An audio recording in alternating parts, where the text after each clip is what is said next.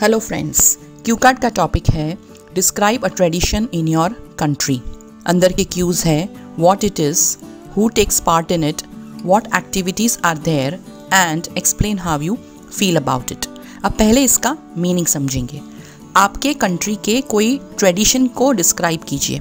Tradition का मतलब होता है कोई भी रिवाज या कोई भी प्रथा या कोई भी परंपरा। ये क्या है, यानी आपको उसका डिस्क्रिप्शन देना है। उसमें कौन भाग लेता है, यानी ज़्यादातर ये पर्टिकुलर जो रिवाज है उसको कौन निभाता है, कौन करता है।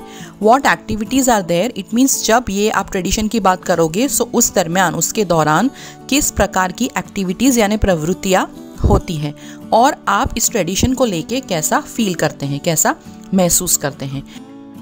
अब देखेंगे कि जब आपको 1 मिनट का प्रिपरेशन टाइम दिया जाएगा तब आप जल्दी से पेपर पे क्या लिखेंगे। What is it? फास्टिंग। हम यहाँ पे उपवास की ट्रेडिशन के बारे में बात करने वाले हैं, इसलिए मैंने फास्टिंग लिखा हुआ है।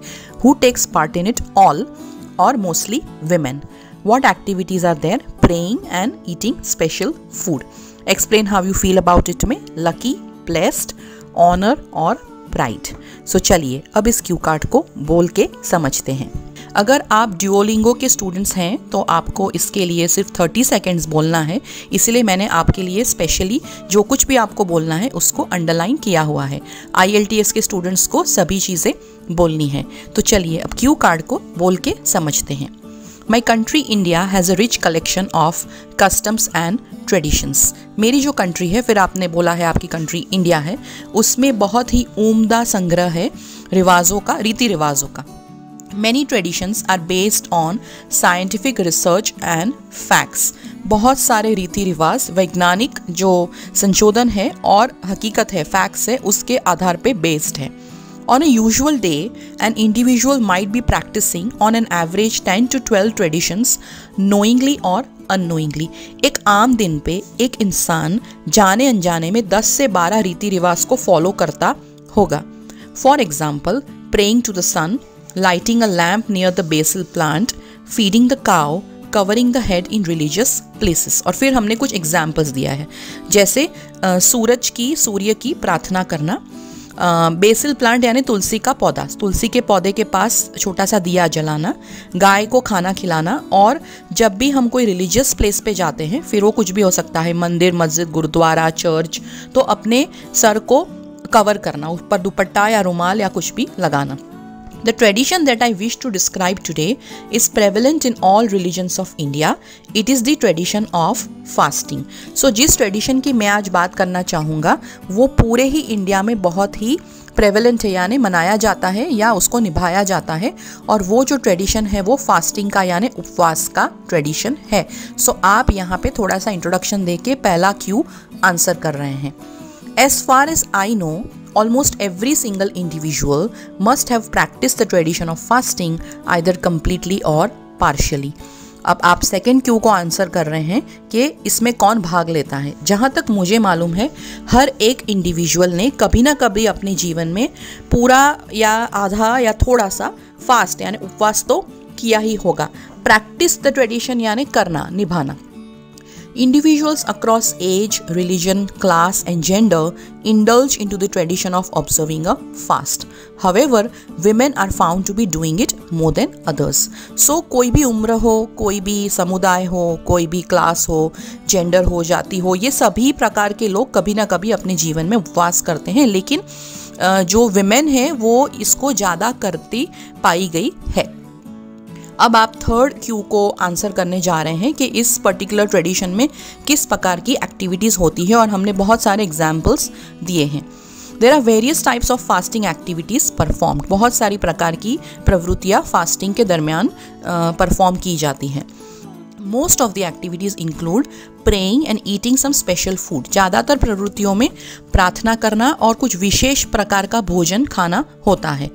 For example, worshipping the moon, banyan tree, cobra, cow, lighting a lamp, feeding some special people, donating food and clothes to the needy and poor. और फिर हमने कुछ एग्जाम्पल्स दिए एक्टिविटीज़ के मून की प्रार्थना करना, जैसे हम करवा चौथ में करते हैं। फिर बैनियन ट्री, वट सावित्री कुछ लोग ऑब्जर्व करते हैं। फिर नाग पंचमी पे हम नाग की पूजा करते हैं, सो कोबरा, कभी कभी हम गाय की भी पूजा करते हैं। फिर दिया जलाना और कुछ खास लोगों को खाना खिलाना, फॉर एग्जांपल ब्राह्मण्स को खाना खिलाना, या गौरी व्रत में हम कुंवारी लड़कियों को खाना खिलाते हैं। Donating food and clothes to the needy and poor, जो ज़रूरतमंद है, जो गरीब है, उनको भोजन और जो कपड़े हैं उसका दान देना। सो ये थोड़े से एग्जाम्पल्स हैं कि हम फास्टिंग के दौरान किस प्रकार की प्रवृत्तियाँ करते हैं। Chanting hymns, decorating and cleaning homes and buying gold are also some activities which are carried out during fasting. So धुन बजाना या धुन को बोलना, घर को डेकोरेट करना, घर को साफ करना, गोल्ड खरीदना, ये भी कुछ और प्रवृत्तियां हैं जो हम फास्टिंग के दौरान करते हैं। सो हमने बहुत सारे एग्जाम्पल्स दिए हैं ताकि अगर हम कोई एक दो एग्जाम्पल भूल जाए तो हमें एग्जाम में ये हेल्पफुल रहेगा बोलने के समय। अब हम लास्ट वाला क्यों आंसर कर रहे हैं कि हम ये पर्टिकुलर ट्रेडिशन को लेके कैसा फील करते हैं। I feel very lucky and blessed to be a part of such a culture which has rich tradition. So मैं अपने आप को बहुत ही खुशनसीब और ब्लेस्ड आशीर्वाद रूप समझता हूँ कि मैं ऐसे कल्चर का भाग हूँ जहाँ पे इतने उम्दे रीति रिवाज और प्रथाएं हैं। I feel a sense of honour and pride for all those who observe the difficult fasting procedures. So मुझे बहुत मान है और गर्व है उन लोगों पे जो बहुत ही कठिन फास्टिंग प्रोसीजर्स फॉलो करते हैं। फॉर एग्जांपल जैन्स जो है, इस्लाम धर्म में जो रमदान का फेस्टिवल होता है, सो ये सारे डिफ़िकल्ट फास्टिंग प्रोसीजर्स है। It reflects a good sense of control, ये अच्छा सेंस ऑफ कंट्रोल दिखाता है, अंकुश का सेंस दिखाता है। At times I feel inspired to fast and I have also tried it by skipping meals and eating only fruits. कभी कभी मैं फास्ट या उपवास करने के लिए प्रभावित होता हूँ। सो ये भी एक प्रकार की फीलिंग है और मैंने प्रयत्न भी किया है अपना जो मील है यानी खाना है उसको ना खा के और उसके बदले में सिर्फ फ्रूट्स को खा के। It has helped me a lot. The practice of fasting has immense benefits both physically and mentally. इससे मुझे बहुत मदद हुई है और जो उपवास की जो प्रैक्टिस है, उसकी जो प्रथा है, उससे हर किसी को फिजिकली और मेंटली बहुत सारे फ़ायदे होते हैं। सो फ्रेंड्स, इस क्यू कार्ड से रिलेटेड जो फॉलोअप क्वेश्चंस हैं उसकी लिंक थोड़े समय में मैं डिस्क्रिप्शन बॉक्स में लगाऊंगी। यहाँ पे स्क्रीन पे भी आप थोड़े समय में उसकी लिंक देख पाओगे। इसके अलावा अगर आपको इस क्यू कार्ड को लेके कोई क्वेश्चंस है या तो फिर कोई कमेंट्स है, कोई फीडबैक है, अगर आपको कोई और आइडियाज़ चाहिए तो आप इसके बारे में कमेंट बॉक्स में ज़रूर लिखें। All the best.